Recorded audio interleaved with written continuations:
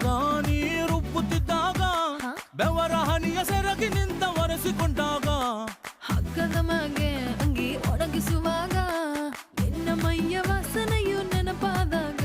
ಎರಡು ಕೈಯ ನೆತ್ತಿ ನೀನು ಜಡಿಸುತ್ತುವಾಗ ದಿಮ್ಮನಪ್ಪಿಕೊಂಡು ನಿದ್ದೆ ಮಾಡುವಾಗ ಸುಸ್ತಾಗೋಗಿ ನೀನು ಆಕಲಿಸುವಾಗ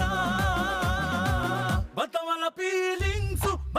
ಫೀಲಿಂಗ್ಸು ಬಂದು ಬಂದು ಮುಚ್ಚಾಗ್ತವೆ